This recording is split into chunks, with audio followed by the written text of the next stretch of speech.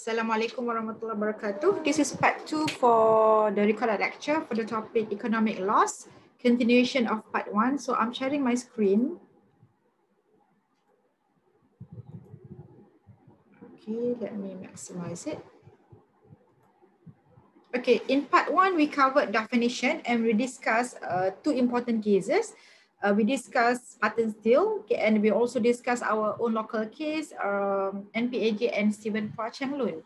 So now for the part 2 of the lecture, we want to discuss there are two situations. Okay, first, what are the circumstances in which economic loss, pure economic loss are not recoverable?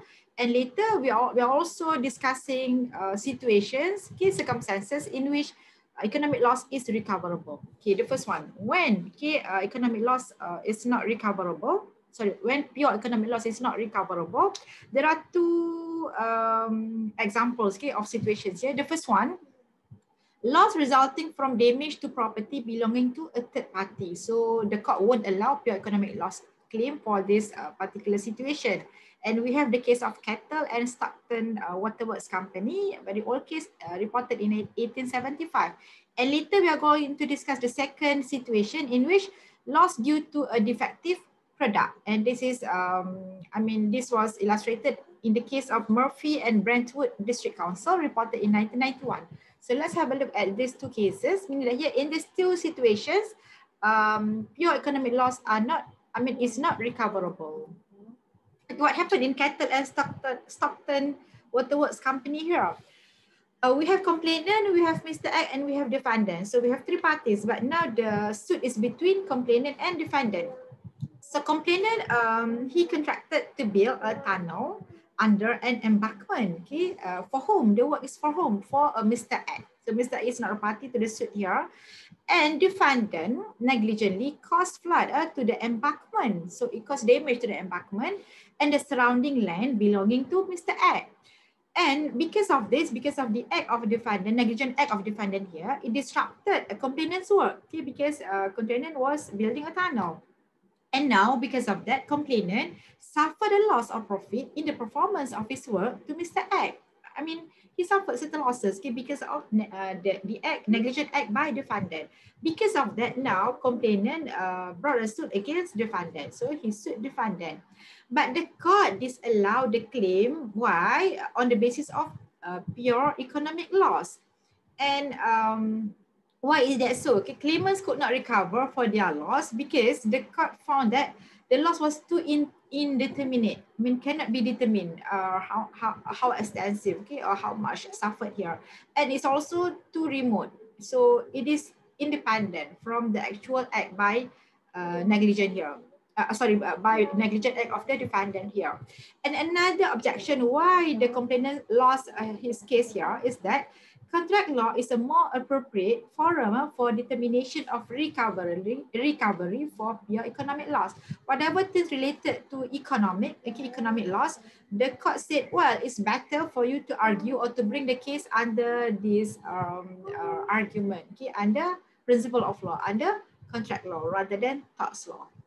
So that's the reason why complainant was not successful in his claim, P.E.L and Stockton. So it involved three parties. Okay, here. Another case is about defective product. Here, defective. What is the word? Defective product. The case is Murphy and Brentwood and District Council.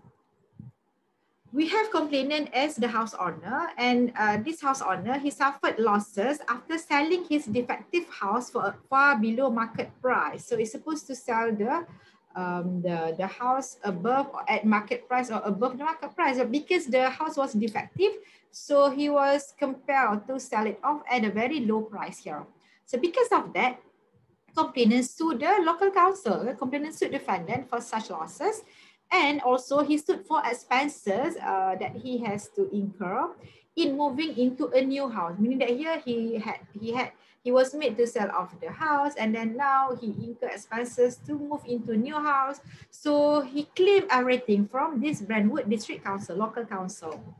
But the court only allowed complainant to recover the cost of repairing a defective building due to the Negligence, yes. For the cost or to repair the defective house, defective building, yes, you can claim from the local council because they were negligent in discharging their duty to do proper inspection and give proper approval. Okay, but the court didn't allow the claim for the loss of abandoning the promise or expenses for remedying the defects. I mean, yeah, whatever expenses you suffered because you have to move to new house, that one not covered. I mean, this is considered as pure economic loss, which is quite independent.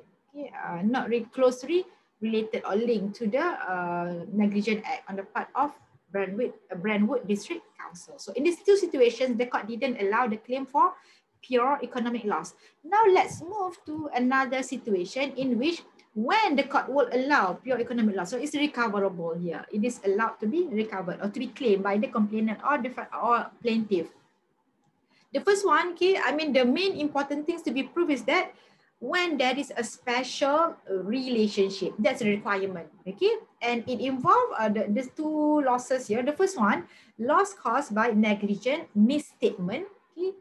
Whatever statement, representation made by the party and was made negligently, and it caused losses to the other party who rely on the misstatement or misrepresentation. The case is Halliburton and Company Limited and Heller, reported in 1964. And another situation is loss caused by negligent provision of services. Provision refers to providing, okay, providing services here. The case is Young and Company and We Hood Tech Development Corporation, reported in 1984. This is our own local case, reported in MLJ. Okay, we go one by one. Halliburton. It revolves around special relationship, obviously, but now we look at what kind of losses here. Okay, Halliburton and Heller, defendant. Who was the defendant? Defendant a bank. So defendant is a bank, finance company actually. They give a reference to complainant, and who's complainant here? Advertising agent. So it's about what? Reference about what? Regarding the financial responsibility of a customer, okay? And expecting a complainant to act on it. So complainant needs certain advice or credit reference, okay, with about certain customer, and defendant gives such a reference, okay. And then what did defendant write in the letter, okay, in the letter of reference here? Defendant replied in a letter that was headed, that's the heading, without responsibility on the part of this bank. So actually this is the disclaimer, meaning they assume no responsibility in respect of the advisor. It said that the customer was, okay, so meaning here this is what they think of their customer, what they know in their knowledge. So the customer was considered good for its ordinary business engagement. So overall it's good, customer is good. So complainant rely on the advice, but later customer then went into liquidation, bankrupt. Okay, and complainant lost quite a big amount, 17,000 pounds sterling on contracts. Okay, because they entered into contract with a customer who went into liquidation later. So now they can, I mean, even if they can sue, but no point of suing the customer who went into liquidation. Now they put the blame on the defendant, the bank, okay, the one who give their credit reference. So the advice on credit reference of their customer, credit financial position, okay, of the customer. So now complainants sued Hallett and Partners, the defendant, for negligence, and they claim that the information, okay, was given negligently and it was misleading because in the letter it was stated the customer was good, okay, for the real business engagement, but it turned out not to be good because the customer went into liquidation, so not really good, not really stable or good financial position. But defendant said no. Okay, we owe you no duty of care. Okay, defendant argued that there was no duty of care regarding whatever statement that we issued or we give to you, and in any case, okay, no liability whatsoever, no duty of care, no liability imposed on us. Okay, that's the defendant's argument. But the court held that this is observation by the court. Okay, the law will imply, we will infer a duty of care. Okay, when a party seeking information from a party possessed of a special skill, not anyone. Okay, you are asking from specific person. Okay, party who has special skill, and you trust. Okay, trust him to exercise due care. And the one who give the advice, okay, that the party knew, okay, ought to have known, they are presumed to know that reliance, okay, was being placed. I mean, the other party asking for your advice, so of course they will rely on your advice here. Meaning that here, there is special relationship between them, okay, and it involves reliance here. But meaning that here halfway the court accepted the argument. It seems they might succeed in the claim, but here there was an express disclaimer, so it exclude the liability, okay, because of disclaimer, express disclaimer of responsibility. So we cannot hold that defendant liable. So eventually complainant lost the case. If we twist the facts a little bit, let's say there's no disclaimer, yes, there will be liability. But here, because of the disclaimer, okay, it's like exclusion clause, okay, in contract law. Yeah, it's contract law. That's that's the effect. So no responsibility whatsoever can be imposed on the part of the defendant because of the express disclaimer, which is very, very clear, very obvious and expressly made. But on the issue of special relationship here, okay, there was further discussion. Okay, basically, from the case of Hadliban in 1964, okay, later case it followed. Okay, but it actually later it was narrowed down. I mean, it's only applicable to certain limited situation. So in the case of Mutual Life and Citizens Assurance Company Limited and Abbott, 1971, the court held that okay, such special relationship exists, okay, only relevant, applicable, or recognized only where defendant is in the business of giving information or advice. So it won't be applicable to all other situations. So it's very, very narrow. Okay. But later, okay, this now 1971, but later in 1990, the principle, the rule, okay, was liberally widened. It became broad again, okay, liberally widened in the case of Smith and Eric S. Bush, 1990.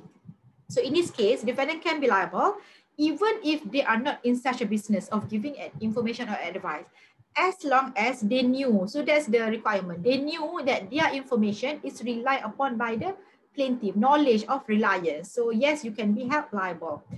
And then what's the position in Malaysia? Yeah, okay, this was followed in a local case. The case is Cooperative Central Bank Limited and KGV and Associates in Berhad, reported in 2008.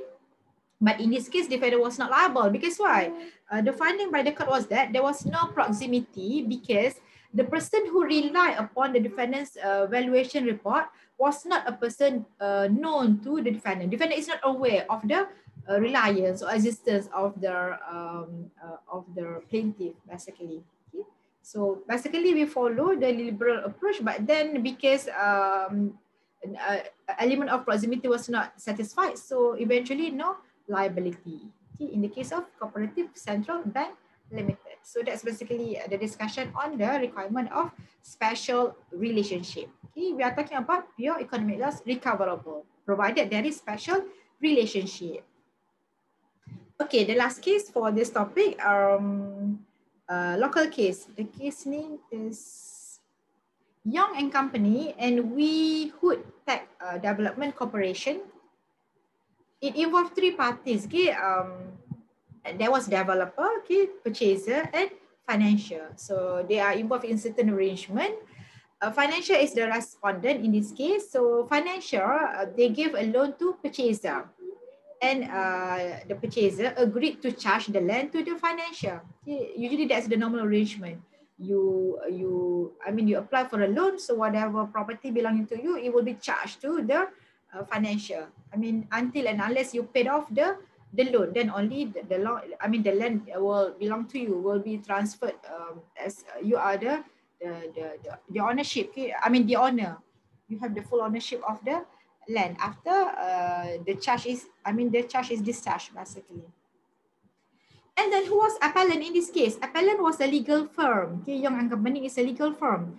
So they prepared an agreement between developer, purchaser, and the financier. Because we have developer, we have purchaser, and also we have the financier, the bank who gave the money. And the legal firm, the lawyer firm here, they undertook to have the land charged in the financier's favor. They said, okay, we'll make everything, we'll ensure that the land will be charged to you, okay, in case there is any problem later. So you can proceed with whatever necessary action, okay, to recover the money whatsoever. But there was a problem here. Okay, the same lawyer, the same legal firm also acted for developers in charging the lands to another bank. Okay, instead of charging to the financier who gave the loan, but they proceed to charge the land to another bank. Okay, shouldn't be that way actually. Okay. And then later, developer defaulted. Okay, didn't make the payment. So the lands was sold to a third party, and then financial was left as an unsecured creditor because the loan wasn't charged to them. Okay, they cannot claim their money. They are the creditor who gave away the loan. Okay, they wanted to get back their money. So now they cannot execute their claim for memorandum of charge. Okay, and because of that, this financial, they suffer losses, okay, resulting in pure economic loss to the financial. So now the issue which is relevant for our discussion, can the financial recover for the loss from the appellant? Can they sue the lawyer, okay, for negligently handling their case here, okay, didn't charge the land to them, okay? Can they sue? Okay. And this is argument by the appellant here, okay? They said, no, we are not liable, okay? Argument by the legal firm. They should not be liable because why? There is no retainer. I mean, what's the retainer? Retainer, it refers to the contract, retainer agreement, okay, between appellant and respondent. No proper written agreement between them that I retain you to act for me, okay, to do whatever that you have promised me, okay, undertaking whatsoever. But the court held that even though there's no specific documentation evidence here, but it is there exists clear records and evidence from the past. Okay, show that the conduct basically. Okay, show the existence of solicitor-client relationship, even though you didn't sign any retainer contract.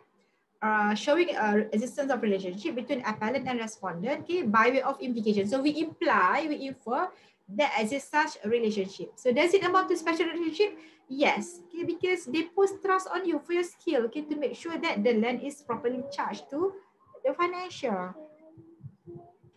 And the court held that the lawyer here, okay, they had not only failed to perform their obligation under the contract with the required skill and care, but they are also liable in tort. So liable under both, under contract law, under torts law as well. Okay, liable in tort for their wrongful act of depriving the financial from having security for the loan. Okay, because now financial is left without any remedy. They cannot really foreclose the land, okay, to get back their money, to recover their money, the loan, okay, which has been given to the borrower. Okay, let me stop share. That's all for the topic. It's just a small topic basically for pure economic law. So, but what we have covered or discussed, we started with the definition and we proceed with the situation in which recoverable and not recoverable and recoverable. But for recoverable, it requires existence of special relationships. Okay, that's all. Assalamualaikum warahmatullahi wabarakatuh.